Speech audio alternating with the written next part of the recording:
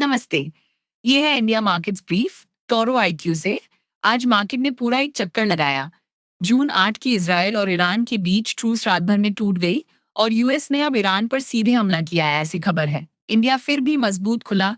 Sensex दोपहर तक करीब 600 पॉइंट्स ऊपर, इस उम्मीद पर कि ऑयल का रिस्क कम हो रहा है। लेकिन एस्केलेशन ने क्रूड को फिर ऊपर धकेला और पूरी बढ़त वापस चली गई। निफ्टी लगभग फ्लैट बंद हुआ। निफ्टी 50 23,215 पर बंद हुआ, बस 0.12% नीचे, लगभग फ्लैट। लेकिन इस फ्लैट हेडलाइन ने असली नुकसान छिपाया। ब्रॉडर मार्केट करीब 1 और 1/3% गिरा, मिड और स्मॉल कैप्स उतना ही नीचे। इकलौता हरा कोना रहा फर्टिलाइजर्स, मेटल सबसे कमजोर रहे।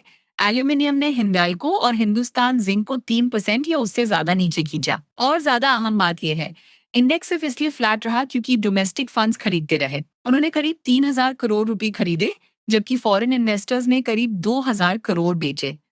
यानी ये फ्लैट नंबर कोई शान दिन नहीं, ये घरेलू पैसा है जो एक संकरे दिन पर विदेशी निकासी को सोख रहा है। वही एस्केलेशन जिसने शेयर्स को हिलाया, फ्राइडे की इन्फ्लेशन का भी लाइव खतरा है। ब्रेंट क्रूड करीब $92 पर ऊपर बंद हुआ और ये सीधे फ्यूल की लागत में जाता है। एक रॉयटर्स पोल पहले से मई का इन्फ्लेशन 4% पर देखता है।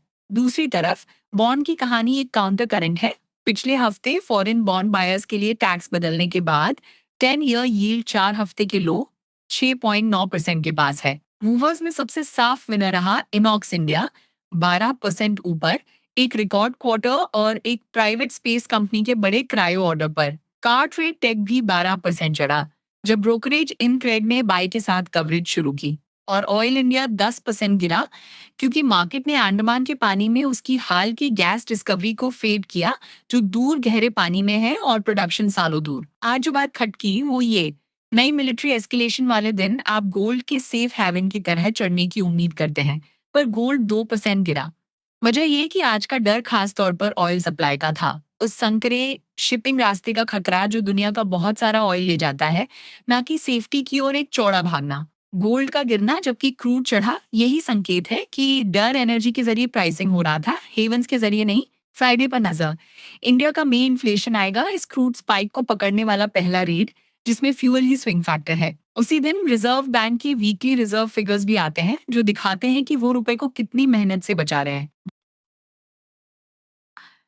और ऑयल का भाव लाइव सिग्नल बना रहता है। रात भर की कोई और एस्केलेशन एक थर्सडे इनपुट है, और क्रूड का दोबारा चढ़ना फ्राइडे की रीड को और टाइट कर देगा। यही है आपका ब्रीफ। ये जनरल मार्केट कमेंट्री थी, इन्वेस्टमेंट एडवाइस नहीं। अपनी सिचुएशन के हिसाब से किसी सेबी रजिस्टर्ड इन्वेस्टमेंट एडवाइजर से बात करें। मार्केट्स रिस्की हैं, आपका पैसा डूब सकता है, सोच समझ कर चले। कल मिलते हैं।